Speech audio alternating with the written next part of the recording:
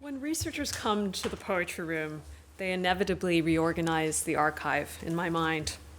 Until they arrive, the library has usually fallen back into my own settled and manageable narrative about it, or one that has been superimposed upon it by something like the Library of Congress with call number order.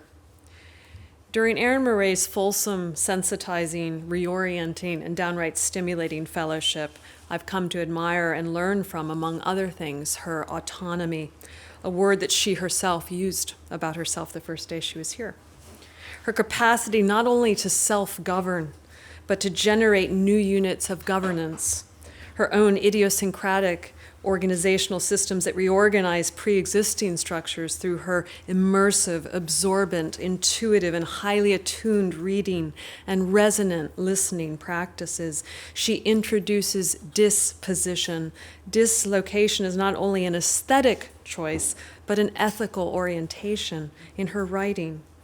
To invite Moure into the poetry room is to invite disposition, or to admit that that's what poetry sound archives are: dislocations, linguistic leaks, uncontrolled space, conduits of transborder noise, as Moure calls it. Noise being, quote, the part of communication that is deemed unwanted and unwelcome and is yet unavoidable.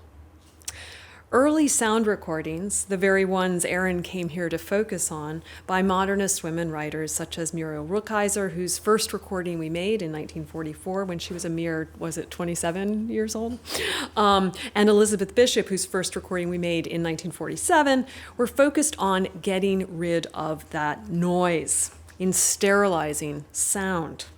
Early audio editing attempted to create recordings that would not immortalize verbal stumbling or audible errata. Coughs, sneezes, the turning of pages by the human hand would not admit, in other words, the temporality and errancy and volubility of the body. And perhaps that's why so many early recordings were called uncanny, as though in order to make speech immortal, as Edison claimed, you were having to abandon the anatomy. That's what was allowing for broadcast, the fact that the body didn't need to be there. What a nuisance, what a noise the body is. In Erin's Planetary Noise, she states, "My whole body could see that the words and bodies of women are not listened to or affirmed." When Erin first came to us, she made us aware of two things up front: her ears and her lungs. Her proposal included her body in the plan. The body is the plan, as Robert Creeley once wrote.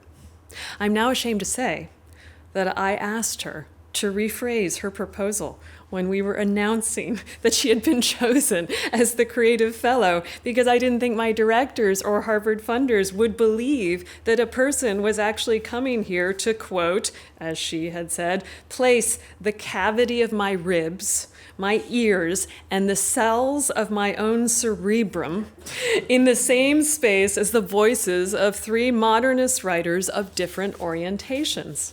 In fact, she did just that. It was perhaps the most honest and earnestly actualized proposal I've ever received. Prior to her arrival, she also made us aware that her lungs and body are vulnerable to specific particles. As she writes in one poem, "My breath is at risk." Her body registers and responds to particulates that we sometimes think spaces of this kind have been evacuated of, had rendered sterile. But her being here reminds us that all spaces are as dangerous as they are abundant and embodied, porous and clangorous, and that languages were created by bodies, to know them and ourselves, and that poets have the capacity to speak, quote, directly the entire body at once. In this, to quote her own work, she assists the magnitudes. It is my pleasure to welcome Erin Moure.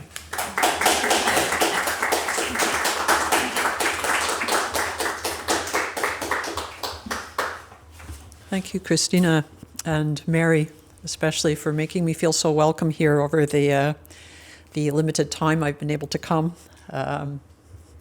under visa regulations, and which I've respected them. Yeah. But it's my time here has been just a sheer pleasure, and I'm not yet. I'm just at a very early stage of my research into what will become a new project and a new creative project. But today I'm going to. I didn't come and write a long poem in 9 days. I've been here to read and to listen to other people's voices, and to follow up on some of the leads that Mary and Christina have given me.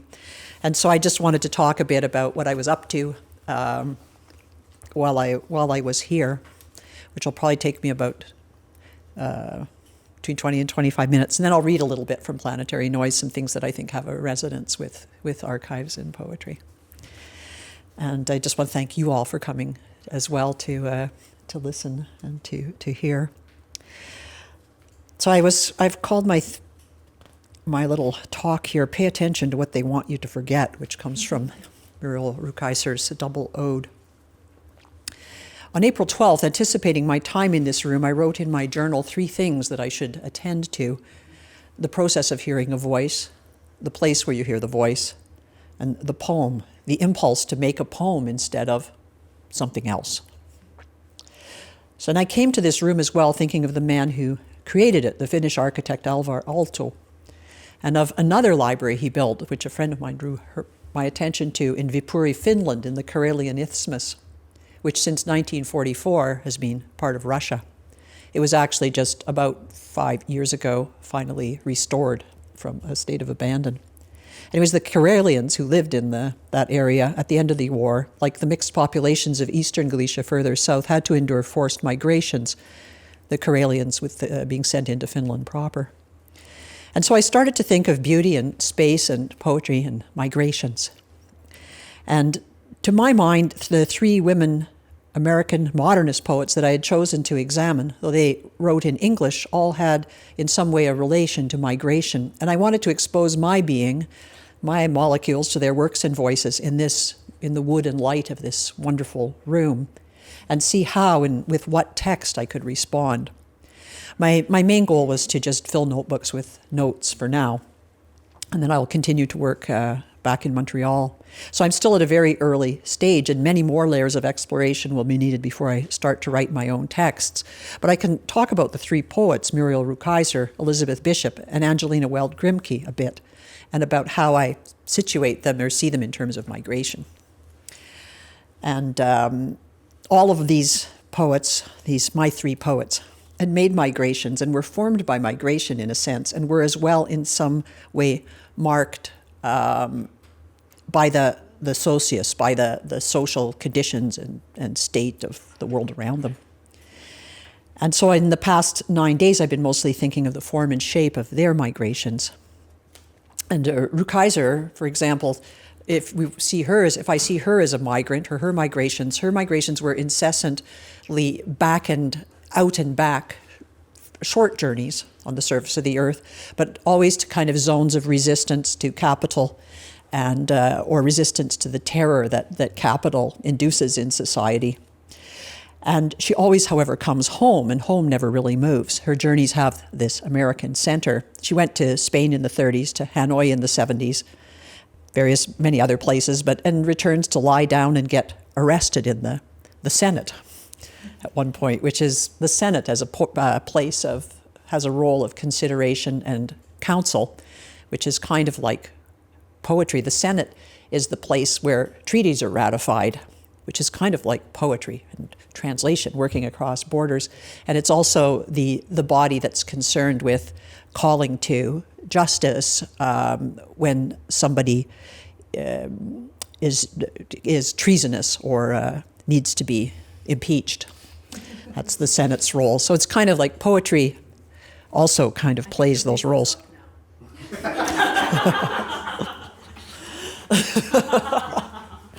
I knew I was going to get in trouble on page 1. Anyways, Rukeyser, to me, she writes this kind of voracious and loquacious American line, many lines and many poems, 515 poems when I count up the poems in her collected works if I count separately the titled parts of long poems. And she trusts something called experience. Poetry, she says, is making something out of experience and giving it out to someone. Well, this experience is one's own, clearly. It can't be all of experience. And so she has to come home and then she has to come home and give it out to someone, not just give it to someone. The latter, giving it to someone, implies a one-to-one personal relationship, but the former, giving it out, implies you might not know the person or people, and you don't even know if they're ready to receive it. So Rukeyser's words made me think of conditions of reception, and I think she implicitly kind of knew those existed, and that her giving it out indiscriminately, as it were, was perhaps one of those things that made her loquacious. You know, it's like, I don't know, carpet bombing. You don't really know. And in her work, though, however, it's also not like carpet bombing. She also bears the social responsibility. One of her impulses is this sense of social responsibility that is part of Judaism and its traditions that treat life as a gift meant for a higher role, which is to praise God, really. But to praise and hope in so doing for one's own socius, for one's own community and surroundings. And we know from her poem in Letter to the Front, one of the long poems, that she invokes this responsibility of a Jew in the 20th century, especially in the face of the Holocaust. She writes, however, for Americans and to Americans in an American idiom. I can see a heritage from Whitman in her work and also recognize sounds of people who are contemporary or near contemporaries of James Wright, and even of Frank O'Hara, even though unlike O'Hara, she's not lighthearted and she's not amused. And into this kind of infinity pool of English that's in this kind of loquacious American line is also English. Although Rukeyser did translate from Spanish as well. She's translated some works of Octavio Paz. And her work in praising, one of the things it does is engages a lot of particulars like nouns, verbs, particulars that are of science, concrete details of propellers, bombs, blades, mirrors, planes, fireworks, bearing an echo that is one of those kind of, you flip a coin, what somebody's doing on the face of a coin, you can find the reverse on the other side. There's kind of an echo of futurism, of Marinetti's futurism, which turned out to be a proto-fascist and very male European movement in modernism and modernity and speed and virility. And Rukeyser is, in a sense, kind of a virile poet and has this kind of loquaciousness. And as I listened to her voice and this documentary promise that she makes in her work, I laughed, actually. I was listening to Rukeyser while reading Bishop. And then I realized that here I have a documentary impulse. I'm sitting here doing the exact same thing, kind of, that gets unleashed in trying to understand. And in a way, I've been sitting here Rukeysering Bishop and Grimke too. And how fair is that? So my own process so far, if I look at it somewhat more generously, is somewhat like that of Rukeyser's short poem, Flying to Hanoi. I thought I was going to the poets, but I'm going to the children. I thought I was going to the children, but I'm going to the women. I thought I was going to the women, but I'm going to the fighters. I thought I was going to the fighters, but I am going to the men and women who are inventing peace. I thought I was going to the inventors of peace, but I'm going to the poets. My life is flying to your life. So Elizabeth Bishop's migration is of a different shape. It doesn't have many circles out and back, but it's basically one long loop.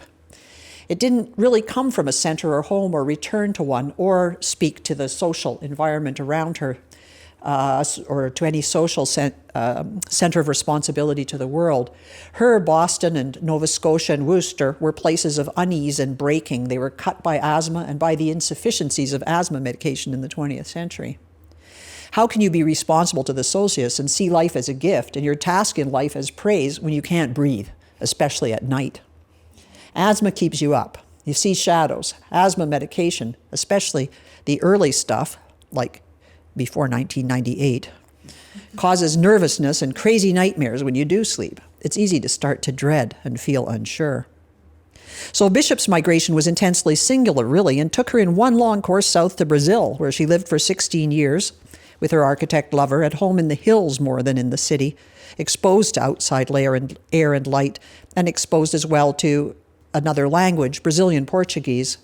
both the Portuguese of poetry and that of construction workers and house servants and of friends, plus the kind of crazy Brazilian politics, which now look kind of normal. And though Bishop wasn't rich, her modest inheritance meant that she didn't have to work at a job in those years. Brazil was, in a way, was an escape from the upper class or educated poetry circles in New England. And in Brazil, she could live as a lesbian in a more forgiving place. Her social conscience, unlike Rukeyser's, was not opened but limited by her upbringing and her circumstances. In poetry, Bishop doesn't make something of experience. She constructs surprises that seem natural, and she doesn't readily give them out. She's not loquacious. When you can't breathe, how can you be loquacious? Asthma medicine, as I was saying, only in 1998 became good enough to allow us to live invisibly and to pass as non-asthmatic and not think constantly about avoiding triggers in the environment. For asthma does require an acute attention to one's environment, not to the socius, but to one's own bodily surroundings so that you can breathe. It's one of the reasons why Christina's already raised it in her introduction, but there's one poem where I say, in my fundament, I'm an allergic person. Before I'm a poet, before I'm a lesbian, before I'm a woman, before I'm anything like that, I'm an allergic person. I have to take care of that first. Then we can move on to the other things. Anyways, back to Bishop, who I have a lot of sympathy with, her sufferings with asthma, that's for sure. With those conditions of production, Bishop's small output of 101 or so poems makes sense, which is not to say that she wasn't capable of being loquacious, as her letters testify, but in poetry, where one measures one's breath and tries to filter anxiety out, she is very measured. Her definition of poetry had to do with a problem rather than an experience. And here's just a quote. Off and on, I have written out a poem called Grandmother's Glass Eye, which should be about the problem of writing poetry. The situation of my grandmother strikes me as rather like the situation of the poet, the difficulty of combining the real with the decidedly unreal, the natural with the unnatural, the curious effect a poem produces as being as normal as sight, and yet as synthetic, as artificial as a glass eye. Definitely not Rukeyser's view of poetry. Bishop's conditions of production included Portuguese and translating Portuguese, and included as well the acuity of perception that comes from spending time at home, but outside one's own original culture. Translation, I just want to point out, and Bishop had translated from French, Spanish, and Portuguese, as well as Greek and Latin in college, is also a way of bringing poetry into one's own intimate space, one's own body. It's the most kind of intimate experience of a poetry or with a poem that there is. In returning from her loopy journey in '67 to live in America, a return that did take a few voyages and dealing with her house and this and that, she did have to work and teach, in Seattle and at Harvard most notably, thanks to her friendship with Robert Lowell and her prizes. Though Bishop, by moving far away south, had been capable of changing the conditions of production of her work, one reason Brazil enabled her to write of Nova Scotia, I think she did not necessarily consider conditions of reception. She knew she wanted to mix the normal and the synthetic to produce effects in the reader, and she had a certain amount of whimsy about that whole program. She's much more whimsical than Rukeyser, but I don't think she could see her public as being different from herself in race and class. And I'll use her poem House Guest as an example. It's a wry poem with its whimsy and voice that comes close perhaps to self-mockery, but does it really illuminate its subject, the seamstress? The seamstress or spinner is a figure with a history in Galician and Portuguese culture, in fact, a long history. Women often went from house to house to do piecework, sewing, and spinning for people, for others. The Galician poet Novel Naida, who grew up in the 30s, remembered the seamstress generously and recalled the faraway daydreaming of the seamstress or spinner as being a keyhole into thinking, a keyhole into women's thought. So I'll read you first a short poem of his about the spinner, and then the same person, so that you can see what happens. His is a little dialogue with the spinner. Spinning girl so lithesome, always a spinning and dreaming with nothing to show. With nothing to show, oh, that's still to be seen, as with fibers of linen in twisting them lean, something's bound to get caught. Something's bound to get caught with good faith you are right, for my eyes been on you without realizing quite I've been caught up with falling in love. So Novel Naida talks about spinners and seamstresses as always lost in their own thoughts, as if they were keyholes to another universe for thinking. Elizabeth Bishop, though, presents the cranky householder of privilege, criticizing the seamstress for that very same thoughtfulness and dreaming. House guest. The sad seamstress who stays with us this month is small and thin and bitter. No one can cheer her up. Give her a dress, a drink, roast chicken or fried fish, it's all the same to her. She sits and watches TV. No, she watches zigzags. Can you adjust that TV? No, she says. No hope. She watches on, without hope, without air. Her own clothes give us pause, but she's not a poor orphan. She has a mother, a father, a mother, and all that, and she's earning quite well, and we're stuffing her with fattening foods. We invite her to use the binoculars. We say, come see the jets. We say, come see the baby. Or the knife grinder who cleverly plays the national anthem on his wheel so shrilly. Nothing helps. She speaks, I need a little money to buy buttons. She seems to think it's useless to ask. Heavens, buy buttons if they'll do any good. The biggest in the world, by the dozen, by the gross. Buy yourself an ice cream, a comic book, a car. Her face is closed as a nut, closed as a careful snail or 1,000-year-old seed. Does she dream of marriage? Of getting rich? Her sewing is decidedly mediocre. Please, take our money, smile. What on earth have we done? What has everyone done, and when did it all begin? Then one day she confides that she wanted to be a nun, and her family opposed her. Perhaps we should let her go, or deliver her straight off to the nearest convent. And wasn't her month up last week, anyhow? Can it be that we nourish one of the fates in our bosoms? Clotho sewing our lives with a bony little foot on a borrowed sewing machine, and our fates will be like hers, and our hems crooked forever. So it's Elizabeth Bishop presents this cranky householder and then who's dreaming and then thinking that the money can fix things for this person who's thinking. Money is the cure for thinking, apparently. And that even the use of this turn in the poem where she moves to the fate, Clotho, who spins our lives, it's kind of funny, but she turns it into kind of an all about me. Is Clotho spinning my life? And it's kind of, Ushio does that too, Novel Naida, but differently. His is a reaction of love instead of annoyance. And he recognizes that women caught in a life can still have dreams. So if you're used to this Galician, if you come, my conditions of reception for the poem are somebody who's familiar with this figure from Galician or Portuguese literature and kind of takes a step back from what Bishop had said in that particular one. Her poem is sly and lighthearted. It could be a real seamstress or our own inner depressive whiner who only wants to shrink away and can't focus to complete a task generously as well. Perhaps the experience of having a seamstress in the house could only make Bishop think of herself and her dissatisfaction with her own poems.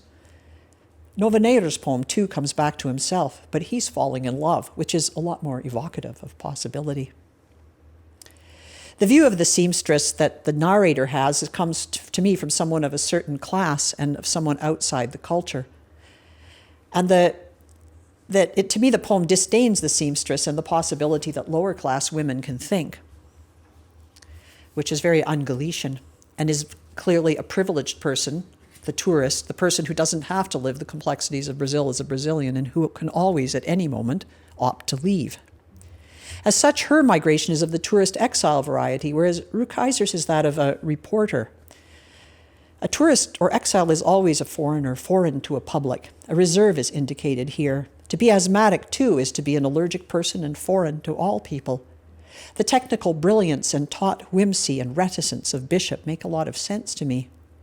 If she'd been born 20 years later, maybe she'd have had to think of conditions of reception and try to think outside of her own race and class. But we're born when we're born. My third poet, and that's to say all this is like commentary on Bishop. I actually love Bishop's work and have loved working with her. My third poet, Angelina Grimke, had another trajectory of migration toward the interior and into silence. A reading of her work tells us easily why she couldn't escape the conditions of reception and was acutely aware of them. She was black and lesbian, of mixed race ancestry, the product of the Old South that endured even after the Civil War. She had been sent north to be educated. She was a dramatist. Her play Rachel was the first American play by a black woman to ever be produced, a fiction writer, an essayist, and a poet. She didn't write a great many poems in her lifetime, though, only about the same number as Elizabeth Bishop. But the conditions of reception meant Grimke could not speak as Rukeyser did, to give back out and speak to associates, to America as an American, or as a member of an educated literary elite. She couldn't, with race eluded.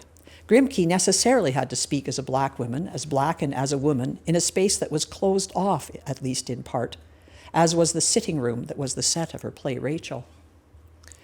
Grimke's later migration was into silence, her own. She wrote all of her poems before 1930, after the death of her father in the late 20s, who had raised her as a mother too. She had a small inheritance to maintain her and didn't go back to teaching and didn't write or supposedly publish poetry anymore anyway. I would debate that we could know if she wrote it or not. She lived as a recluse, the books say, though maybe I think she was quite happy. Perhaps she just, as a lesbian, and her poems speak often of her love of women, and we know her father was against her relationships, but she just decided to live off the public register where she could live and love in peace. She died in 1958. Her gestures turned away to go to the interior, turned away from the merchandise of the poem. Her voice, when she did write, and she did share and publish her work and had supporters in the Harlem Renaissance that came after her, really, was not recorded, to my knowledge. She is not in the archive.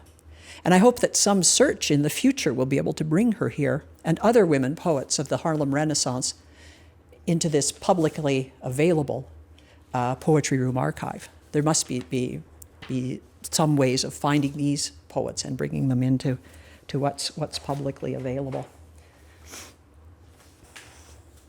I was going to read just a couple of poems because these poems reminded me actually of some of the poems that I had been working on from the medieval Galician Portuguese repertoire, which I'm going to read a little bit later on. So this is just two Grimke poems that are more, she's more kind of, I guess, emotional. She's not like Bishop in terms of being reticent at all. You, this is called.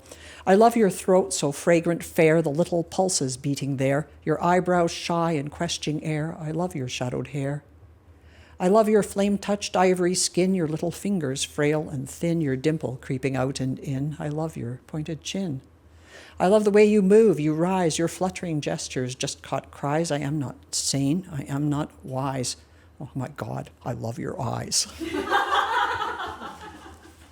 Next poem's called Your Eyes. Through the downiness of the gray dawn, through its gray gossamer softness, your eyes.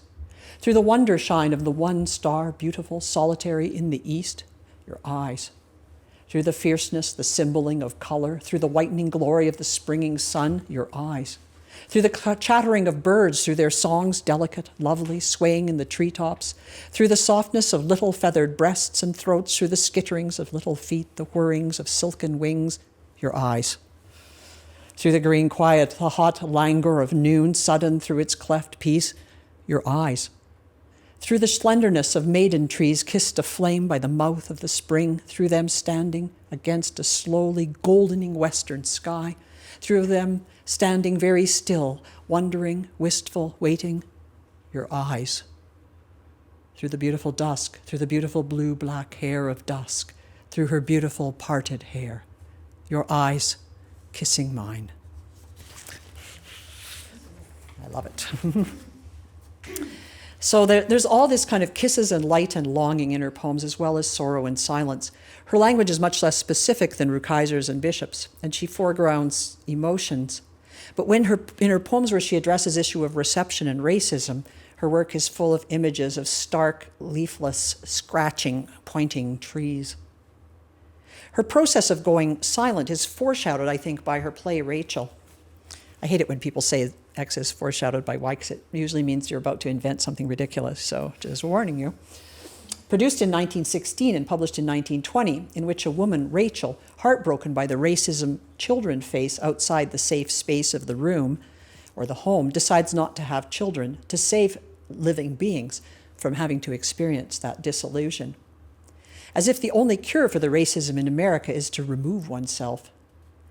Rachel, the biblical figure who is the mother not of one but of two of the tribes of Israel, here chooses barrenness.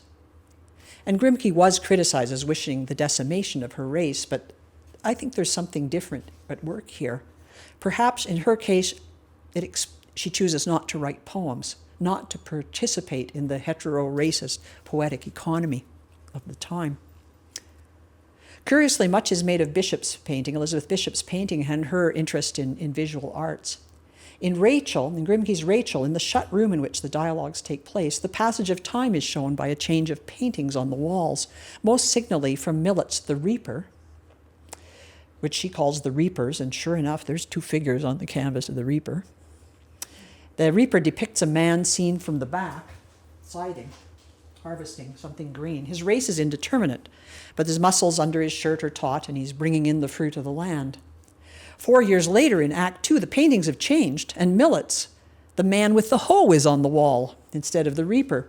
A man exhausted, hoeing barren ground, his lips split by the weather, facing the viewer, barren and exhausted and leaning on his hoe.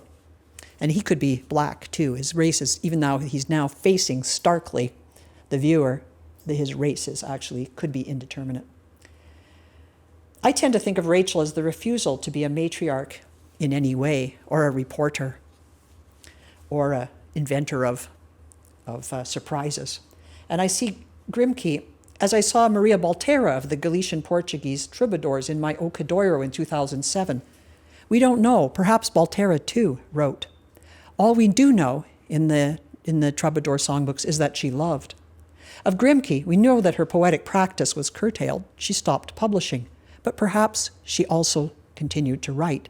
Perhaps her public silence was a migration towards the possibility of living love. Grimke's selected works, the one book that we have in the library of her works, doesn't even collect her poems in the order that she wanted them. The intro talks of the book that she had been shaping of her own poetry, and then the editors of the selected don't even put the poems in that order. The selected also makes multiple editorial remarks on holographic differences in the various texts, but does not remark on the holographic excision of a key line from her poem Evanescence. I first read Evanescence and the commentary about it on the web on the day that New York-based poet Camille Rankine's poem Obad arrived in the Daily Poem Mail on April 19th when I was here from poets.org. A tough poem, in a way the opposite side of the coin that is Evanescence. To me, they belong together, and so I made a recording that interweaves them, for maybe Evanescence is Grimke's definition of poetry, and Obad, for an Obad is a poem written in mourning, looking in a doorway at a sleeping woman is the original definition of that. And that's me looking into the archive in the morning. So I'll just play that for you. On my telephone, on my iPhone.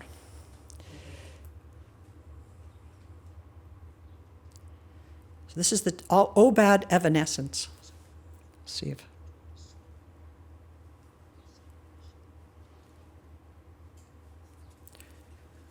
Sorry. Oh, I probably put it on silence. No, I don't know what I did.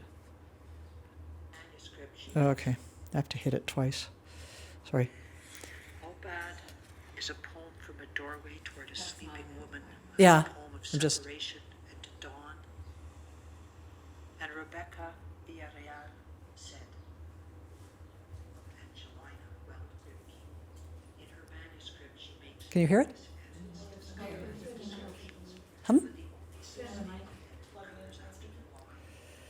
Oh. Not an amplifying mic. Oh, okay.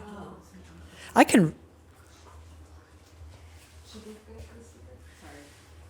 This is a reading of Camille Rankin with Angelina Grimke Elizabeth Bishop. They say brave, but I don't want it. You are like a pale purple flower we will mourn today, or won't we? In the blue spring dust, black old windows. Lower, you are like a yellow star down the afternoon. I barricade budding and blowing home like longing. I am mostly never real in an apricot sky, American or anything. You are like the beauty of veiling, but I do take of a voice. Once given, the smell of blood remembered after death, I breathe it in. You are like thin white petals, the dirt so thick with our good falling fortune. And who pays for it?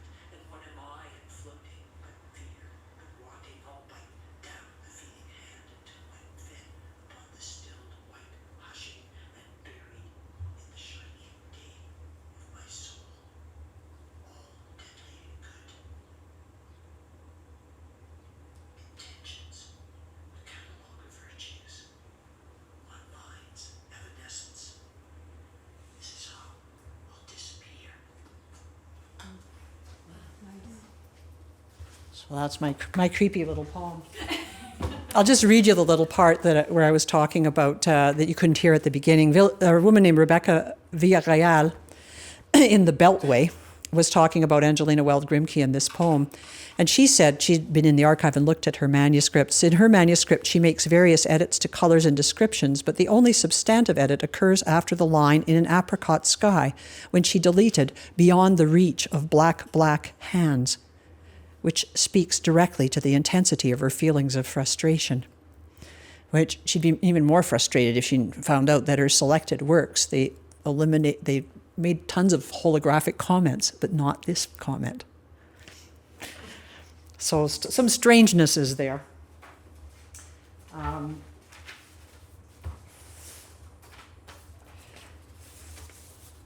So I don't know, thanks for your forbearance, everybody. I don't know yet where my research will take me. It's still very young, but my time here is the seed of it, and I'm happy with the little sprouts that I've seen the seeds make, and grateful for my time, and I'll see where it goes, and I'll keep in touch, of course, Christina, and keep my materials as well for this project, and hopefully, burden you guys with a box of stuff to reside here if you want, or you can put it outside. So I'll just end by, I'm going to read about 10 minutes or so from Planetary Noise, which is the 40-year or 30-year or whatever retrospective of my poetry edited by Shannon Maguire that just came out from Wesleyan last month, and there are copies of it here if somebody wants to obtain one. And since I was talking about Ocadoiro, I'll read some of the poems. In Ocadoiro, I went for actually 3 months to Lisbon, and reminds me when I was in grade 5, they invented Velcro, and we threw something on the thing, and the teacher bent down to pick it up, and we yanked the Velcro. She ran out of the room. Anyway. Ocadoiro, 2007. Was published in 2007. In 2014, I spent 3 months in Lisbon to confront my body with the body of the cancioneros, the medieval songbooks. And I wrote, out of my notebooks after I got home, I wrote poems that kind of imitate some of the tropes of those poems, especially the type of poem called the Cantiga do Amigo, which is unlike these kind of poems don't exist in the Provençal medieval repertoire. They're poems written by men in the voice of a woman who's not a high-born woman. She's an ordinary woman, and her lover is going to be forced to head off to war and to go and fight the infidel. And in those days, they got off on a ship in Galicia, and then they went around the corner to Seville to fight, because that's where their crusade was going on. And this actual form, the Cantiga do Amigo, has some relationship with Arabic poetry, with forms in Arabic poetry. And it's one of the ways that Arabic poetry influenced the medieval European poetry. I loved the names, the archive numbers of the poems so much that I ended all my poems with archive numbers and the name of a troubadour. Like I would write my poem and then I'd open my notebook at random until I found the name of a troubadour, and that would be the author. So that a lot of people think these are translations, but they're not. None of them have any titles. I'll never master the art of poetry. I have these words, sadness and tears. I'm not going to put them into lines for you, or ask for death, or tell you I suffer endlessly courting you. Sadness and tears. 807, number 864. Dom Joan Mendes de Breteiros. The poems of courtly love, of course, ask for death, and that's where the guy is talking to some high-born woman and suffering endlessly, courting her. The world's not a home I can swear allegiance to. The world's not my home. There's nothing traded there that tempts me. Outside thoughts. Thoughts tempt me. I might row to that island, row to him, in words, bless figuration. 1108, number 1163, Roy Marquez du Casal, peut-être. Some of the poems the young girl addresses her mother. Mother, keep me from going to San Servando, because if I go there, I'll die of love. If you love me, keep me well loved. If I go now to San Servando, I'll die of love. It's perfidy you keep me from. If you love me, keep me back. I'll die of love. If you don't keep me from such perfidy as going to San Servando roaming, I'll die of love. I can only beg you to stop me from going to San Servando to see my beloved. If you don't keep me here, I'll let him pierce me. But keep me now, that I may not see him. This cannot be that I know him. I'll die of love. I ask you now, don't let me leave for love. 1083, number 1149, Juan Servando. If I see the ocean, it flows into my heart. I too am water. Further than this, I cannot go. Small organs, beauty, waving. I cannot go. I cannot look more or again at the sea. 844, number 903, Roy Fernandez de Santiago. I'm not pleating any thread of love until I see you. I'm not plaiting my hair above until the sea brings you back from where you've gone to serve history and the king. I don't know what to do, and don't advise me, oh my friends. 861, number 918, Pero Gonsalves de Portocarreiro. The last one I wrote that actually quite closely imitates one of the medieval poems, but it just it's actually spoken by a ghost in the whole book, and it's spoken by the man who's gone away to fight in the war. That day I lost your ring in the green pine, crying. That way I lost your token in the green branch, crying. In the green pine that ring of yours rests, crying. In the green branch your token lies, crying. 863, number 920, Pero G de BC. So there's so many parallels between these medieval people going off to fight a war, a crusade, being sent off to fight for history and the king, and with the war in Iraq that was occurring at the same time. At one point, I wrote this poem that I'll read, which has to do with the archive, in a sense, and all those holographic markings. There's a diplomatic edition, so a typeset edition of the Cancionero de Ajuda, one of the songbooks. And at the bottom, it's full of these notes trying to explain why the original text was so messy, basically. So I'll just read. It's called Devenu le sujet spectral, so become the spectral subject, lyric poetry. Written upon an erasure, riam. Written upon an erasure, grand poder. Eo saison. Written upon an erasure, written upon an erasure. In the right margin, o senyoring, written upon an erasure, also deleted by horizontal line. Malgrat egg partially obliterated, badly spotted, pasted to board cover. When removed, the lines were produced in reverse, readable in the negative of photography. A combination of original folio and the board impressions produces the text we accomplish here. There commenced my bad times, of which I had never feared. I dreamed in all my sleep and now partially erased, written upon an erasure, with a horizontal line written upon an erasure in the right margin, partially obliterated, partially smudged, written also in the left margin, erasure between these words, erasure of the I after S, second E, superimposed above R. In left margin in light ink, 7.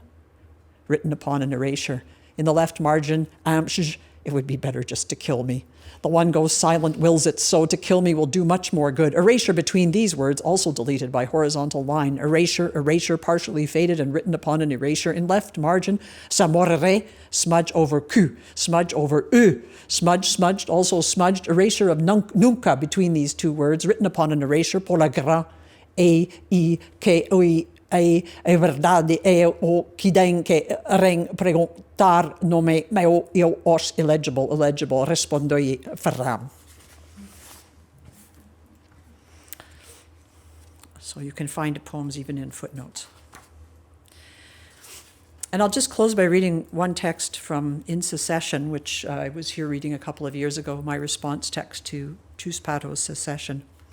And this text is called The House Which Is Not Extension, but Dispositio Itself. Inventio, dispositio, elocutio. So as to harness electrical impulses in the brain to communicate with one in a vegetative state, we ask her to imagine walking in the house for no, or playing tennis for yes. And she answers our questions. Yes, Oleksi is my father's name. Memoria, pronunciatio. The head, chief member of the body. Consciousness as spatiality and motor call. After the accident, Alberta nestled in the glass prism, tubes and wires, her torso and head puffed, the machine breathing outside her body, a pallor pronounced and shiny, halo and plates, painkillers in liquid penetrative form, the whole sawn and sewn with skin, through which her cortex bulges. Alberta, I whisper, it's me. There is no surface reaction, but deep in her body a chemical knowledge shivers. Alberta, land of aspens and her father, the large pale lunch bucket of her uncle and the river valley and horses, or organized blood. That lump in the leg looks like organized blood, the radiologist tells me. You should get an MRI. Oh, you bet I should. I said, and it was not organized blood. Converse with her silence. Condition upgrade to hopelessly conscious. EEGs show enhanced motor activity following a request to imagine playing tennis, and activity in the parohippocampal gyrus, posterior parietal lobe, and lateral premotor cortex after a request to imagine walking in the house. Consciousness is awareness of language. Consciousness is language reversible and striated in the cells. A thing removed from use and brought to its origin, the way forest still intends house. Senses, it's now known, can be built atop other senses. Touch neurons can act as sight when receiving impulses from infrared beams of light. Touch neurons use these beams of light to touch at distance, and the organism sees. Language is also a prosthetic beam of light. At a poetry reading, extra senses bloom in the participants' skulls. An operation of words can touch using voice beams, enabling new sense capacities. Now, offer listeners 3 paired stimuli: silence versus sound, unintelligible noises versus intelligible speech, with low semantic ambiguity, and speech with low versus high ambiguity, poetry. Activation in the temporal lobe occurs in response to sound-silence pairs and speech-noise pairs. More widespread brain responses are obtained to ambiguous, unambiguous speech pairs. Activation is detected, too, in the inferior frontal lobe in response to ambiguous speech, in Broca's area, and in the area for management of risk. The primary auditory cortex responds to a familiar voice calling the listener's name. Higher order temporal areas activate as well. A name, a voice, a familiar voice, a poetry reading. Ambiguous speech and the voice of the poet equals widespread cortical activation. When awake, we can report that we are conscious. Poetry mechanism. I report, I am conscious. Alberta's forest? It took a long time to live in the ruined body, its heterogeneous particles. Though Alberta today speaks but few vocables, words still touch her, beams of light. Imagine yourself, I say to her, walking through poetry, your new home. Well, thank you.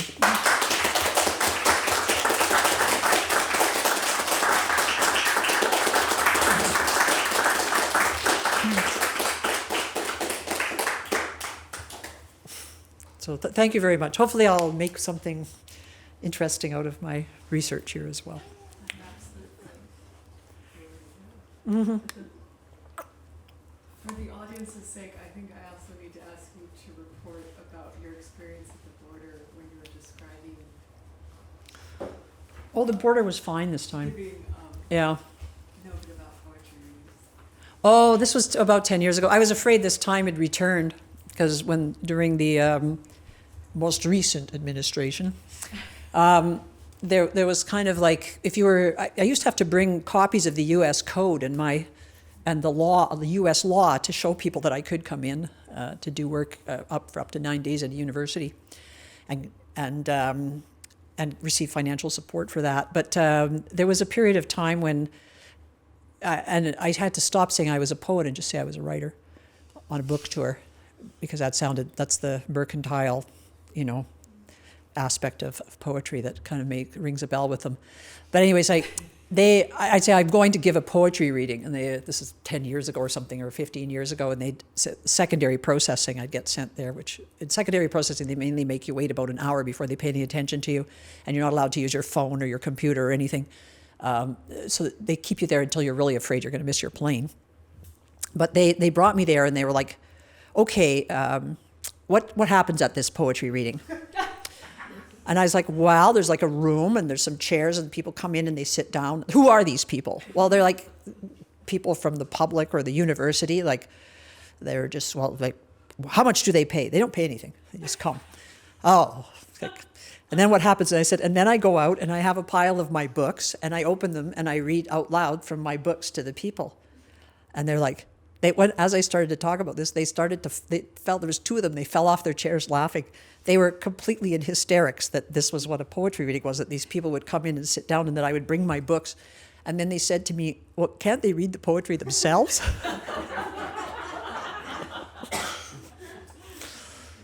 Anyways, that's kind of like so bad. But I came across the border without trouble. Did anyone have questions?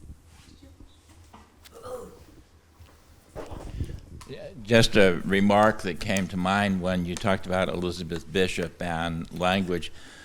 Have you thought about her being at the Library of Congress, talking about another library, with Ezra Pound being across the way at St. Elizabeth's?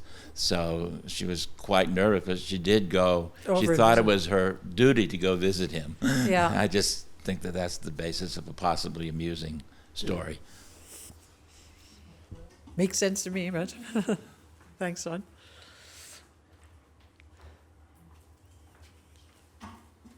Did everybody have comments or warnings or?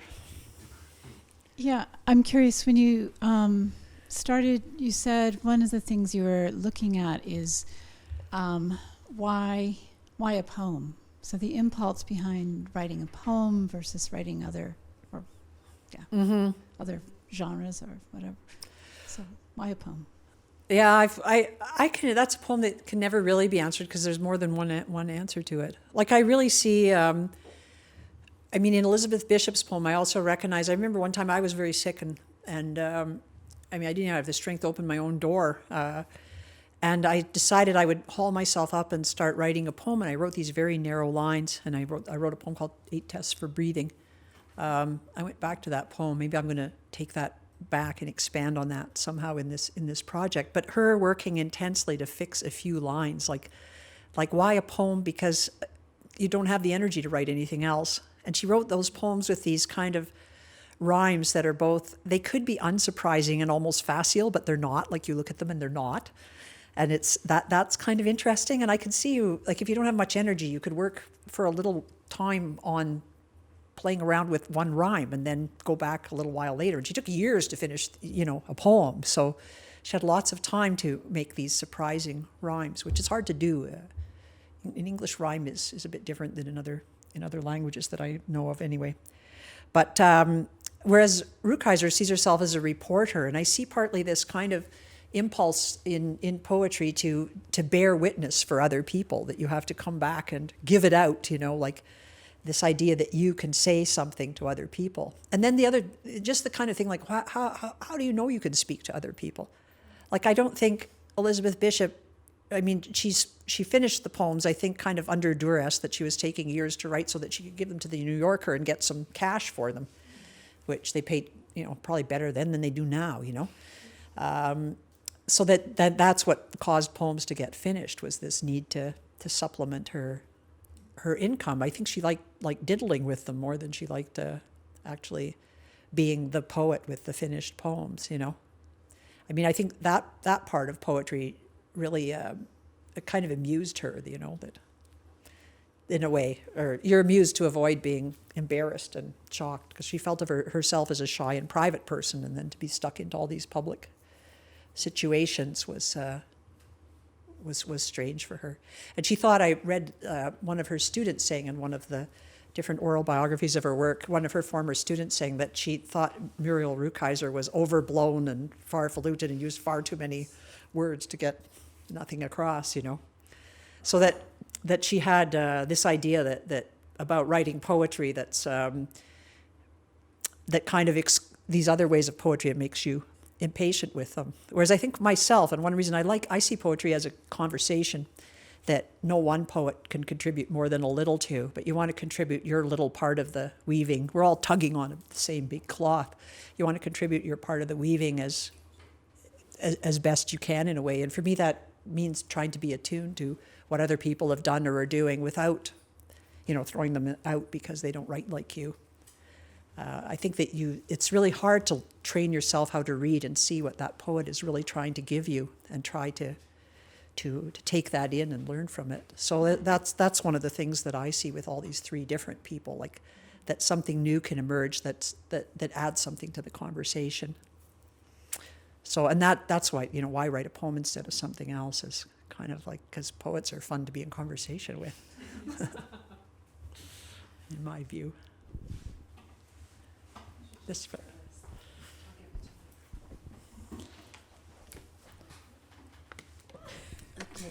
I thought it was wonderful how you wove together the three poets, and also you wove in Novel Naida. And I opened Ocadoiro, and you have the towards the end these poems that look like they've been, there's been some another section sewn in, and I think that's I don't remember well if you've done that also in another book. No, So- I think just in those books, because I was trying to, the cantigas de amor, the courtly love cantigas, are very repetitive. Like she's not paying attention to me, I'm going to die, Will you shut up and get a life? But so I was kind of, I had to deal with a great deal of my own impatience about them, and before I could actually receive their beauty and receive what they were doing, and try to imagine better see what they were doing in that culture and why they existed and things like that, it was eye-opening for me. And so I was trying to give an experience of my fake translations of the poems that was as rich as my experience. And so I removed all, though I think I was reading Derrida's Archive Fever in French at the same time as when I was there in Lisbon. And so I removed all these little phrases where he used the word spect, where he was talking about ghosts or something spectral, and then I stuck them together on these little tabs of paper. Maybe I'll show other people that page. You can see there's about 16 of this rendition. And I made these little strips of paper, which I had piles of them. And so I was at dinner at a friend of mine's who was living in rural France, and the table was outside, and there was this huge crumbling wall. So I rolled up all these pieces of paper and I put them there. And then every once in a while during the dinner, somebody would jump up and take a random piece of paper out of the wall and read these little Derrida phrases that don't make any sense. Although they still sound like Derrida, even though they still have this kind of resonance to them. And then after dinner, I took all the little tabs of paper that people had taken out of the wall, and I took them home. So those are the ones that I sewed. So they're all bent up because they were in the wall. And then looks like this. You did just one look. And I sewed them. I had this huge collection of hotel thread. So I used my collection of hotel thread to sew these pieces on. And I don't know, it was Ben Lerner who was editing some magazine that he wrote me and asked me if I had any work. And I said, no, I'm doing this crazy thing. And I sent him a picture of one. He's like, oh, I'll take those. And I was like, well, I only have 2 of them. And he's like, oh, well, I need 10. And so then it made me in that New Yorker impulse, although it wasn't the New Yorker, of course, but at the time it made me get a move on and actually make 10 of them. And then I ended up making 16 or 18 of them, which I think there's 16 in that book. But yeah. The seamstress. But it's the seamstress again, true. Oh, whoa. Yeah, it's the seamstress, but also it's my way of illuminating, because most of the Galician Portuguese cancioneros are not illuminated. There's spaces. Well, one is a copy of a deteriorated copy, so there's no illustrations in it. And one is the Ashuda, which did have spaces for illustrations. I think one illustration was made. The illustrations that were made later for the Cantigas of Santa Maria and stuff like that were illuminated. But this is my way of illuminating the Cantigas.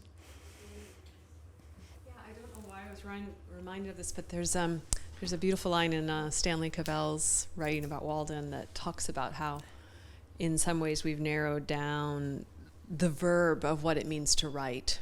That, in fact, everything that's happening at Walden is writing in Walden. That there's not a man sitting at a desk. That every physical act that is occurring is a means or is not for writing. It is writing. Yeah. And I think when I was witnessing you this week, I was just reminded during your conversation tonight, having the headphones on, listening to Rukeyser and reading Bishop, or was it Ann Burse? No, it was listening to Rukeyser and reading Bishop. And I was struck by the fact that it would never have occurred to me to do that, and that you had created a new, an entirely new act of reception, but that you were using your body in a way that so much that unites your work is entrusting your body as a reception to so many different things. And you seem to each just what the Okadera that created a new, an entirely new activity, a new mode of assembly, because you entrusted yourself to it in some way that I haven't witnessed in many writers, and just that act. I would say, if anything even emerged from this fellowship, that act alone of listening to one poet while reading another. So I did want to just ask you about that, kind of what occurred in your neurons when that when that was going on. Did your body force yourself to focus on one or the other, or how? It seems like an act of translation. You could hear both because Rukeyser is like the noise of traffic. Like you can tell when there's a crash, and you can tell when the light is turned red or green and their cars have changed direction or whatever, but because she has this sonorous, ongoing, that kind of loquacious, long voice that you can, I absorb more her rhythms and her way of reading, whereas Bishop is more like, staccato and fine, and when I'm reading anyways, not when Bishop is reading, but so that in my reading these poems, that they're more like prickly little bits I could pay attention to that while the roar of the ocean of traffic was going on, and I could detect something of what was happening. You know, the tide was coming in, it was going out, whatever was happening there. And then I would stop, get distracted and catch some things there, and then catch some things there. And then I'd realize, I have to go back. Like, I have to go back and listen to Double Ode again. Like, where did that poem start? I better go back. So I would go back to this tape recorder. And go cue it back and start it again. And then I would stop reading Bishop to listen to something, and then I would go back to Bishop. But I often try and do, mostly unsuccessfully, two things at once. Like, you know, make coffee while frying eggs and looking for a frying pan in a drawer. It's usually not that very effective, but...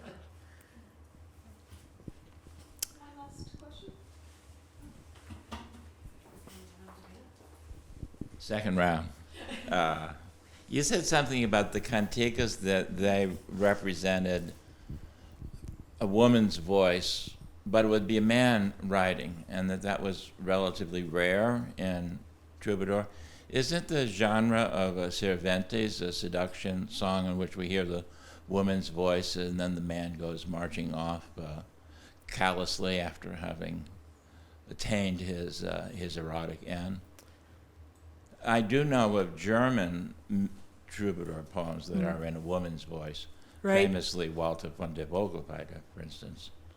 Under the linden, you know, the girl is waiting for the man. She comes along, she finds out where he has chosen for them to rest and play, and she wonders, after it's all over, will someone walking on the same path notice Domin Hubit lach, where my maidenhead lay. Right? So that poem is like 20 verses in the woman's voice. Mm-hmm. Well, those are kind of more those pastoral poems about shepherdesses, which are around, but probably in other traditions. Well, it's just like this idea of the cantiga do amigo. The amigo is the lover, not just the friend, but the lover. That there's an entire body of these works written by low-born women, they're written in the voice of the woman is talking and sending the guy off, and he's going off to war, you know, so that they're often looking at the sea, they're often trying to row somewhere, they can't row, and there's a lot of images actually images of sex or of things like that that are done imagistically with images in the poems, like the idea of washing your shirt, you know, being at the water and washing your shirt is a sexual image. Watching deer come to the water is a sexual image. You made me wonder how often the man uses a woman's voice in medieval poetry, which I think might be a very interesting study too. Right. No, I think it would be. I'm sure there's more examples. It's just that this is such a big body of work. And then it has to do too with this. The man is always gone. He's about to go off to war. Even like in the thing where she's talking to her mother, you know, don't let me go on this pilgrimage. Don't let me go out tonight to dance by the mill because, you know, something's going to happen there. Is that her impulse for something going to happen? Is that the guy's going to leave? You know, so she wants to have the experience that she wants to have before he takes off. And probably doesn't come back, you know. It's I think that kind of experience is standard across all cultures and times. Yeah. And in Galicia, they had sort of fertility dances when they were following Arianism, so the young women could go to the shrine and dance all night and anticipate a possible pregnancy, and that again would be the same time of the cantigas that you're talking about. Mm-hmm. Yeah, and later on, that's where the traditional dance, the muñeira, comes from the mill, because when the Pope banned all this dancing around in the churchyard at some point and tried to repress all these fertility rituals and as unchristian, and so they stopped dancing around the church and danced around the mill instead. Galicia's wet, and there's tons of little mills there. You know, you could fit about 3 of them or 4 of them in this room, and they're just everywhere along the river to used for mills to grind corn, to move stones to grind corn, but also even like Galicia was, like, some people had electricity quite early in villages because they rigged up their own wires. I once stayed at a place in the mountains where there was still wires in the grass. They didn't put them on poles, so you had to watch when you were walking, you didn't trip over them. But at night, the mill would keep turning and people would have a light bulb in their house. And then during the day, the forge or the flour mill or something, the mine or whatever would be using the electricity, but at night people had their little wires coming up to their houses so that they could have a light bulb, which is quite fun. But so these mills were all over the place. So that the muño is a mill, and a muñera is like a mill dance, and that's the kind of dance that the young men and women would go and dance around the mill, the newer fertility ritual. But Let's dance. yeah. I think that's it. Thank you so much. Thank you, you people. Thank you enough.